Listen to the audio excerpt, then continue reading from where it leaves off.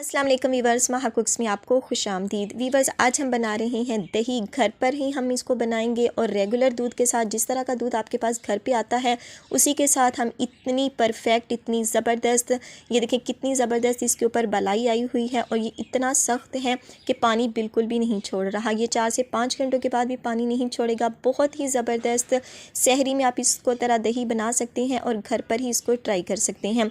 इंशाल्लाह इस रेसिपी के बाद आप बाज़ार से दही लाना बिल्कुल भूल जाएंगे। तो चलें करते हैं रेसिपी स्टार्ट।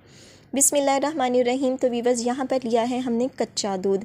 बलाई उतरा हुआ दूध हमने नहीं लेना, पहले से बॉयल शुदा दूध भी हमने नहीं लेना, बस हमने कच्चा दूध लेना है। छोटी छोटी टिप्स है जिनको फॉलो कीजिएगा तो इंशाल्लाह बहुत ही सख्त दही आपके पास बनकर घर पे तैयार होगा। तो हमने इसको इस तरह चम्मच को मुसलसल चलाते हुए हमने इसको बॉयल दिलवाना है।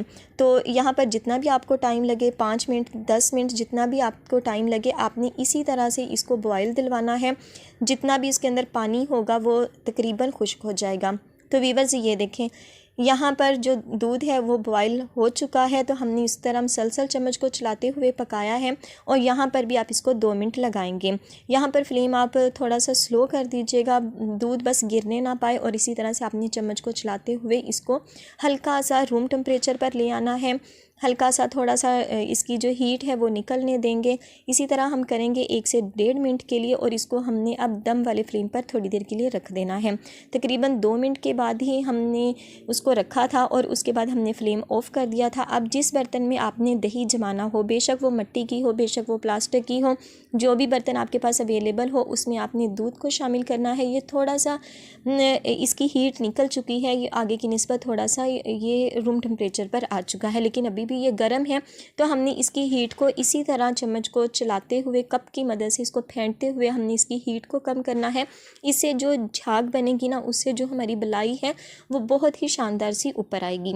तो इसी तरह हमने इसको किया है। 1 से 1.5 मिनट हमने इसको लगाना है और इतना ये होना चाहिए कि जो हमारी उंगली अगर हम इसके अंदर डालें तो इसकी में हीट मौजूद हो। इतना जब ये गर्म हो जाए तो तब हमने इसमें कॉर्नफ्लावर का यूज़ करना है। अब हमारे पास रेगुलर ही दूध घर पे आता है और जिस तरह का दूध हमारे पास अवेलेबल होता है हम उसी तरह से उसको दही बनाएंगे, ना कि स्पेशल से हम पहले दूध लेके आएंगे और फिर उसकी दही बनाएंगे। तो जिस तरह का दूध आपके पास घर में आ रहा हो उसी दूध को आपने उसमें 1 कॉर्नफ्लावर चम्मच भर के ऐड कर देना है।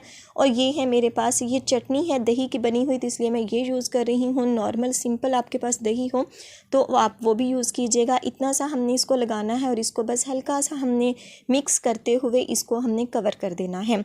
आप चाहें तो इसको कवर कर दें या इसके ऊपर कोई कपड़ा वगैरह दे दें, लेकिन हमने इसको वहाँ पर रखना है जहाँ पर हीट मौजूद हो, यानी कि गर्मी का एहसास हो, वहाँ पर हमने इसको रखना है। और रखेंगे हम इसको 6 से 7 घंटों के लिए ही, उससे ज़्यादा मत रखिएगा वरना फिर जो हमारा दही है वो खट्टा भी हो सकता है। तो वीवर्स, ये देखें माशाल्लाह से हमारा जो दही है मैंने इसको 5 से 6 घंटे ही रखा है और ये देखें माशाल्लाह से इतना ज़बरदस्त, इतना परफेक्ट हमारे पास दही बन के आ चुका है। आप इसकी बलाई देखें और इससे ये बिल्कुल भी नहीं हिल रहा, इस तरह नहीं है, ना ही इसमें कोई नमी मौजूद है, ना ही इसमें कोई पानी मौजूद है और ये बहुत ही शानदार सा ये बन चुका है घर पर ही।